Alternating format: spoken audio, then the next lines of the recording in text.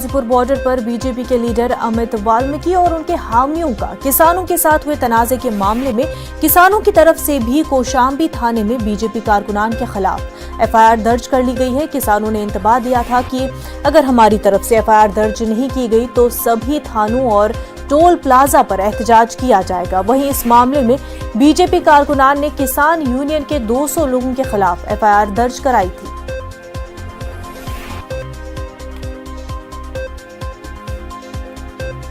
हमारे नुमाइंदे रोहित हमारे साथ जुड़ चुके हैं। रोहित, पहले हमने देखा कि कल जो है बीजेपी कारकुनान ने एफआईआर दर्ज करवाई और अब किसानों ने भी एफआईआर दर्ज की है। जी बिल्कुल, मैं आपको बताना चाहूंगा, यूपी गेट पर किसानों और भाजपा कार्यकर्ताओं के बीच हुए विवाद में किसानों के ऊपर अज्ञात में 200 कार्यकर्ताओं के पे मुकदमा लिखवा दिया गया था। इसको लेकर किसानों में बहुत ही नाराजगी थी और गहमा गहमी का माहौल कल तक ही चलता रहा।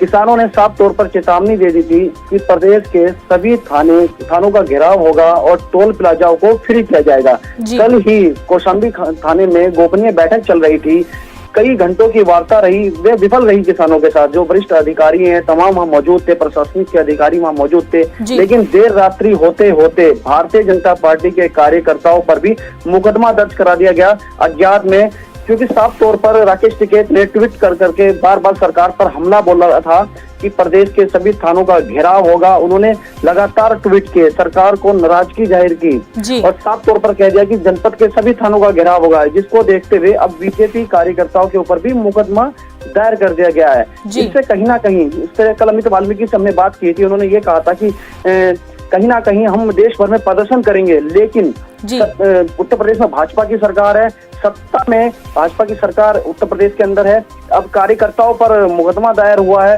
तो कहीं ना कहीं बीजेपी भी बैकफुट पर आ गई है। कल तक बीजेपी के कई नेता किसानों को किसान मानने के लिए तैयार नहीं थे, लेकिन अब उनके ही कार्यकर्ताओं पर मुकदमा दायर हुआ है।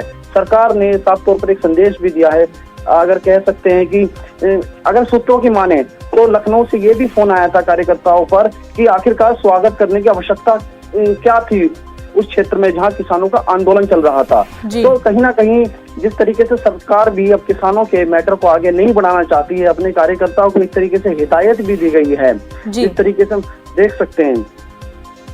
बिल्कुल रोहित, वही हमने ये भी देखा था कल की मॉनसून इजलास के बारे में लेकर जो किसानों का कहना था कि वो पार्लियामेंट का घेराव कर सकते थे, उस पर भी बात हो रही थी। तो किसान जो है वो पूरी तरह से तैयार है, चाहे चौकियों की बात करें या ट्वीट जो जिस तरह से टिकैत कर रहे हैं कि चौकियों पर भी घेराव किया जाएगा। वहीं कल भी बात चल रही थी कि क्या पार्लियामेंट का घेराव किया जाए।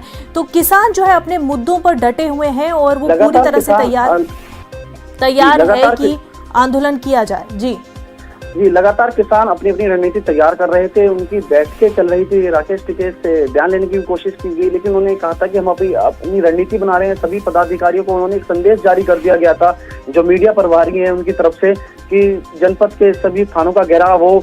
कहीं ना कहीं पार्लियामेंट के भी घेराव की वे बात कर रहे थे कि रणनीति के हिसाब से वे बात करते हैं। अगर हमारी तहरीर पर मुकदमा दर्ज नहीं होता है तो आने वाले समय में आंदोलन और तीव्र होगा, जिसको देखते हुए सरकार हरकत में आई और उन्होंने मुकदमा आखिरकार भारतीय जनता पार्टी कार्यकर्ताओं पर करना पड़ा। इस तरीके से देखा जा रहा था, उनकी लगातार मीटिंग हो रही थी, पदाधिकारियों के साथ बातचीत हो रही थी।